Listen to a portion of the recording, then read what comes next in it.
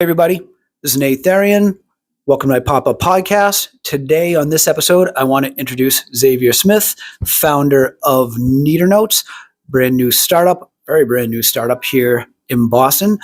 First thing I want to do is allow Zavier to introduce himself, introduce the company, let him and everyone else know the problem that NeaterNotes is looking to solve and how we're going about doing it. And with that, Zavier, the floor is yours. Hello everybody, as you know, my name is Zavier. So NeaterNotes is an app that transforms bland, boring, or illegible notes and turns them into a very neat, aesthetically pleasing, stylized digital copy of them. And this essentially combines the benefits of writing notes by hand, such as improved memory retention, with the advantages that comes with storing them digitally. So we're really trying to bridge that gap between traditional note-taking and a lot of the digital solutions that exist now. Because for students in particular, most actually use a combination of both rather than one or the other. So it's an even more important market need than it was before. So let's talk about that a little bit. This, the NeaterNotes, it sounds as though, because I believe you're a student. Are you still a student? Not still a student, actually. So I graduated from my master's at Babson back in May. And not a student anymore, but now I'm doing this full time. So with respect to how you came about running into this problem as a student, as a master's at Babson, congratulations, by the way. You Thank just you. knocked that out from Babson. Very nicely done. Where did you see the pain point? Where did you come across this in terms of the why, as to why you created the startup, why you ran with this in the first place? So the initial idea is actually something I came up with in undergrad, and it was due to specific issues that I had with my notes just throughout my academic career, mainly my handwriting. I don't feel like it's super nice to look at. I can read it sometimes, and I also write in script. So a lot of people, at least from my generation, aren't really that good with cursive anymore. So that makes it even harder for them to read my notes if it's written that way. So on top of already being not really that legible, it's also in script usually, which makes it very hard for me to share my notes with others. And when I'm trying to review my notes, there were often times where, it would just be a drag. I'd kind of just be slogging through them. And that made it a little more frustrating to study than it should have been, and just made another barrier that was there. And I basically wanted to improve my notes. So I was looking up different ways to. I was even trying to just improve my handwriting itself. And when I would look up stuff like this, I'd come across these beautifully well-written, aesthetically pleasing notes. And I was like, well, I want my notes to look like that. But there was a few problems, because aside from the fact that I didn't have the handwriting to do it, and that there was also all sorts of illustrations and stuff, and I hadn't yet taught myself how to draw, there was the fact that notes that look like that typically take somebody an hour or two of recopying their actual notes they took in class to make. And even for somebody who has that capability, it's just typically not worth the time for the vast majority of people.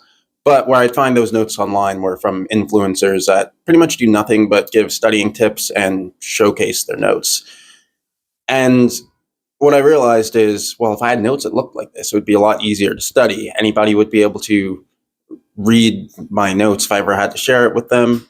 I'm like, well, what if there was some way to automate this? And that idea kind of eventually turned into NeaterNotes through customer discovery, which is where I found the market needs outside of what I personally wanted. And I think the biggest thing when it came to that is, I thought it was a small issue at first. Thought it was just like, something I had a problem with. Obviously I know other people struggle with handwriting, but this specifically, I thought was just a me thing. But in my first customer discovery class during undergrad, it was a class called Entrepreneurial Skills. That's when I did this survey of over 181 college students. It was a very long 47-question survey. I don't know how I got that many people to fill it out. But the results were very positive when they got to that end portion of the survey, and the last 8 to 10 questions were specifically about NeaterNotes and like, hey, is this a solution that would work for you? And the survey itself was on note taking. And when I saw how many college students were interested in it, that's when I realized okay, well, wait, this isn't just a problem I have. People are also listing some other reasons for why this would be useful for them, including people I thought wouldn't. The weirdest thing is I assumed that people who had like worse handwriting would be like more likely to use it, but it was relatively distributed, like mostly even across the board, except for people with like very bad handwriting and extremely good handwriting. So that was a surprise. And then another big surprise was just the sheer number of people who use a combination of both written and typed notes. And that is skewed more towards the digital side of things over the years. But it is still you still find that the vast majority of students are using handwriting. And if somebody is handwriting their notes only, then that's a lot more people than who are only typing it, because only typing is about 7%. Only handwriting is just under a third, but the vast majority are in that center column where they do both about equally, depending on the class. Interesting. So you were able to develop your thesis, for lack of a better term. You were able to find your market. You were able to determine that there is a market. It went beyond you. When did it start? When did you start this project? When did it start to become a thing, an actual living, breathing thing for you? When did you start the work? I would say, I mean, it depends on how you really want to consider like the starting point. If you want to consider it after what I just described, where I realized there was a market need and I went, okay, this is something I can make as a business and just, bring to the masses and help a lot of people out with their notes. I would say that it really became a thing in that case, probably in my junior year more so, because that's when I basically was like looking for a developer. And this is the first time that I took somebody on as a partner. It didn't work out. And, there's a bit of a longer story there where I basically hopped to like one dev shop, wasn't able to get the funding to actually go through with them, did a dev shop again when I did have the money, and then went through the pitfalls of why you shouldn't go with a dev shop if you don't have your own internal team or the skills to like modify and help develop out things yourself as well. And that ultimately led to more recently where I now have an in-house team and I've done a lot of the fundraising and pitch competitions. I would say it really started the most in my sophomore year, because after I realized that's when I started attending a lot more pitch competitions, pitching this as the business. So if you were a junior when this idea kind of formulated and formed into something that you could, take the ball and run with, if that was in your junior year and you just graduated grad school, so it would have about 2 to 3 years that this has been an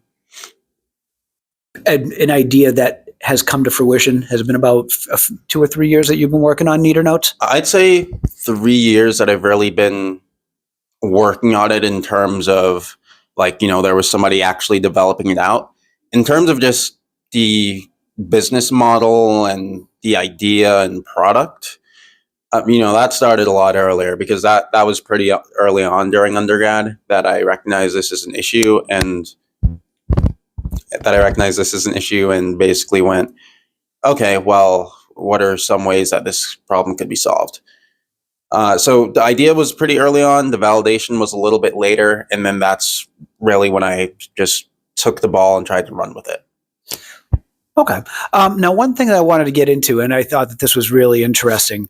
If anyone had seen your LinkedIn post, maybe like, I don't know, maybe a couple of weeks ago, there was a pretty good description as to when you decided, okay, I'm going to do this full time. Mm-hmm.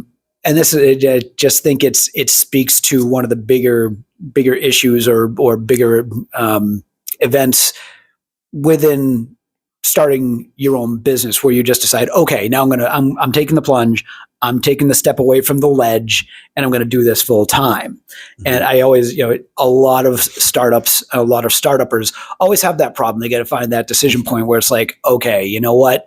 The timing isn't going to get better than what it is now, or I've got to go for this because it's right in front of me and I've just decided that this is going to be the time.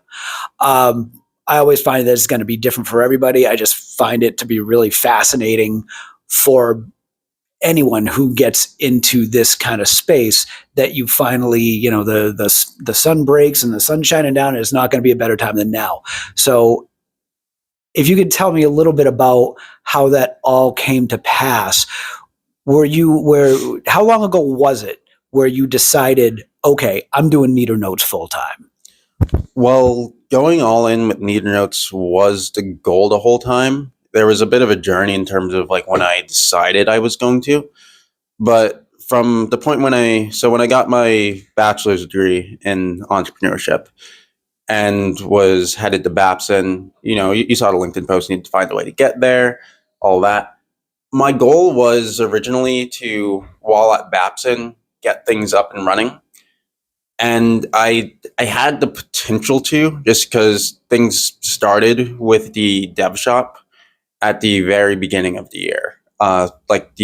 So going from 2023 into 2024, like January 1st was the contract date for that. So I was expecting to be able to get things developed out and then on the app store and everything before I actually left Babson. And if I was able to do that, that would have probably been the point. It would have probably been after it's on the app store, I get my master's degree, and then I'd be doing it full time. Obviously, things didn't work out that way. Mm-hmm.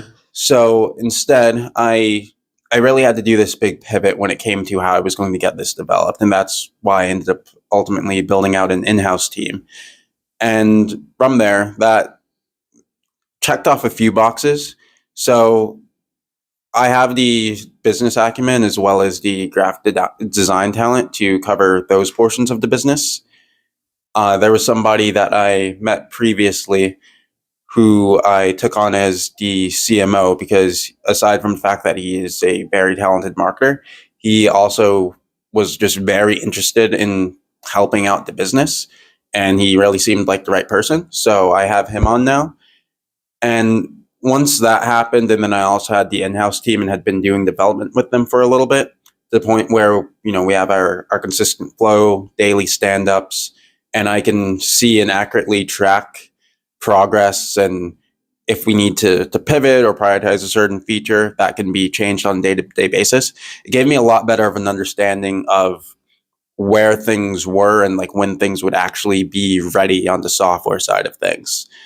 And since all those ingredients were together and on the C-suite, we really only need a CTO now, though we're able to get by without one because we still have the tech talent. That was the point when I basically thought to myself, okay, well, there's this period. Also at Amazon, they have peak season because of Christmas and Black Friday and all of that. So that eats up a lot of hours, especially if you're in a managerial position at Amazon, to the point where it would have started taking away from like how far I could go with NeaterNotes, what I can do on that side of things. And that's really just to kind of clarify where you were a student at Babson, but you were also in a managerial position at Amazon while you were developing NeaterNotes? Yes. Okay. So at this point, your managerial position at Amazon, you're finishing out your MBA, and from there, take it from there. Mm-hmm. Yeah. Well, MSCL program actually, but anyway, so from there, if I'm going to start like when I'm at that end point. So from Babson ending and me getting my master's, I then go into the summer venture program at Babson. It's an accelerator they have that is a couple months. And so that during that is really when I was trying to get things back on track with the pivot, because I was still like in communication with the dev shop, and I was trying to see if I could if they had a version of the software that was actually viable. And the other thing is like communication was slow. So I was in the middle of navigating that, figuring out the best way to get the tech talent and whether it was better to like go in-house or not. And as that was happening, towards the end of the program, that's when things started coming together more. And while I hadn't started development with the new in-house team yet, I had a pretty good plan in place. So through executing on that plan, seeing the results, having a usable version of the software, and then getting to the point where we were at the MVP stage and we just hadn't released it publicly yet, that's really when I thought that it would be the best time to take the plunge, because that's when, if I'm putting all my hours into NeaterNotes, things can go a lot farther than what the Amazon paycheck would be worth in the long run. So basically, it hit that tipping point. Mhm. It hit that tipping point where you knew, all right, you were in a good spot at Amazon, but you knew that if you took those hours and you put it towards NeaterNotes, the ceiling was a whole lot higher at that point in time, where you could, put a rocket ship on it and potentially take it to the moon, versus kind of, dare I say, split in time. Yes. Yeah, that's a very accurate assessment. Nice. Very cool. And it's always the point. It's the point at which, okay, it's time to flip the switch on this. Mm-hmm. Now that you've done that, and how long have you been, I know you put out the post, recent post. How long have you been full-time on NeaterNotes at this point? It hasn't been that long, has it? It hasn't been that long. It's been about a month at this point, actually. Okay. So if it's been a month now, where now you've got the product in development, you've got a team together, you've taken the plunge, you've stepped away, you're now doing it full time, where do you see NeaterNotes going, and where do you think it's going to be in 24 months? Okay. So yeah, in terms of where I see NeaterNotes going, really the biggest thing right now is to get it out into the market, especially with the beta phase, because our technology relies on a lot of in-house AI models that we've put together in order to be able to recognize a lot of the elements of notes, such as, is this title, heading, banner, is this highlighted? What color is it in?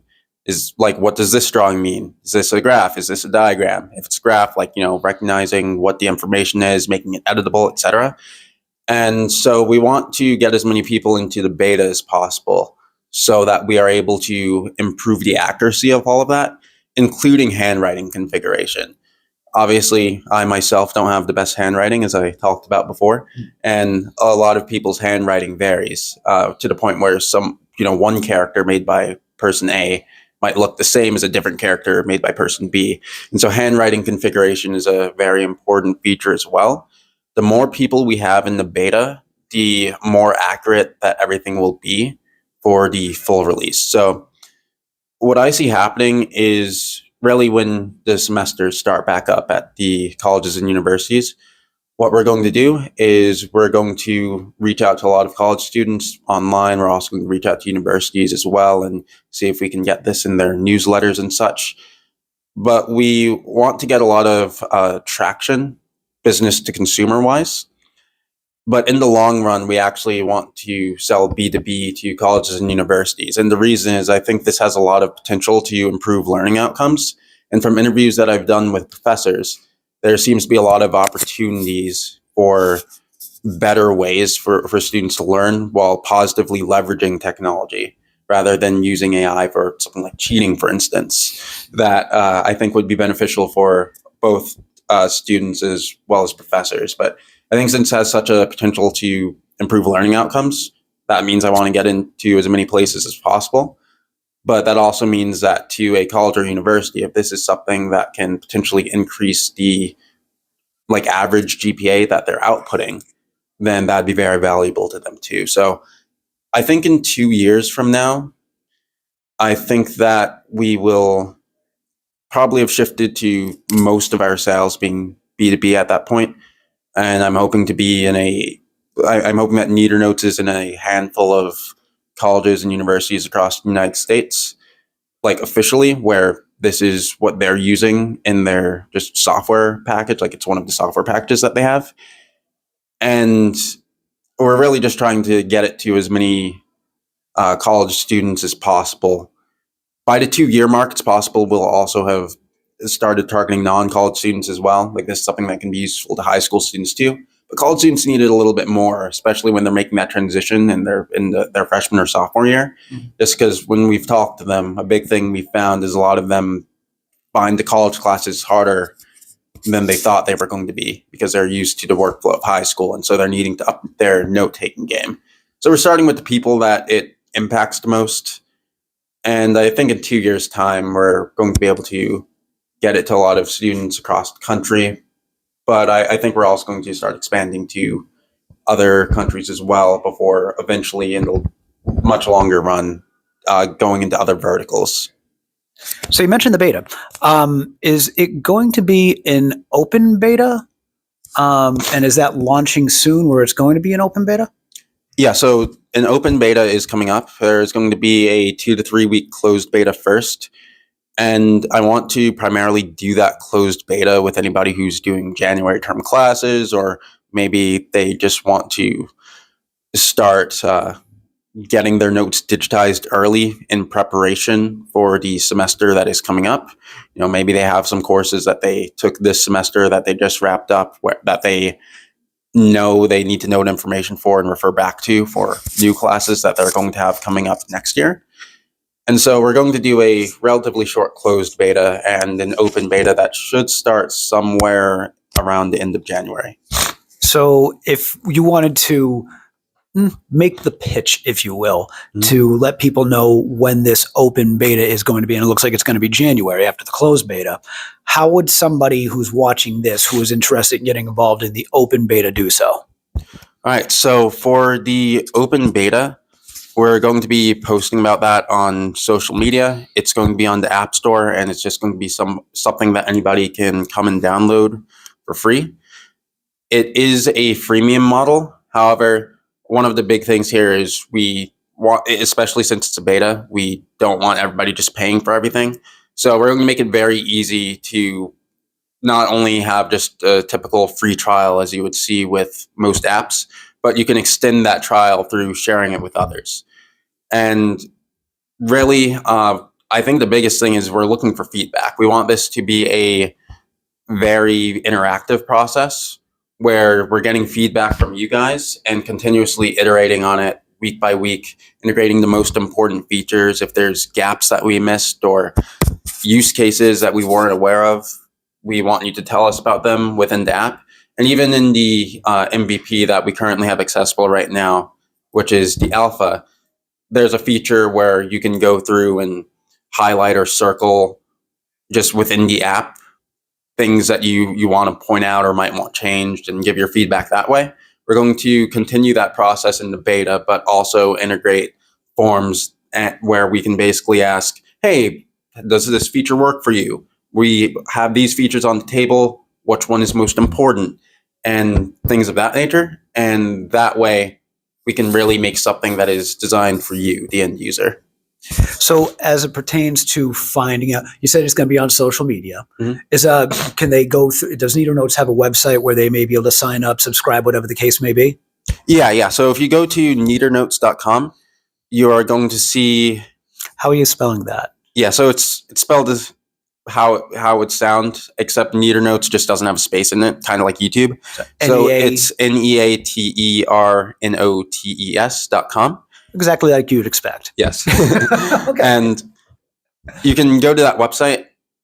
You can scroll through, see all of the features that we're going to have.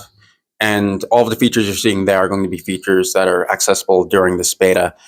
At the bottom, there is a spot where you can put in your email to sign up for the waitlist. That's also in the top right header. So you can see that on any part of the website and sign up for the closed beta that way. Otherwise, I just recommend following NeaterNotes on social media, and I'll let you know when the beta is officially out for everybody.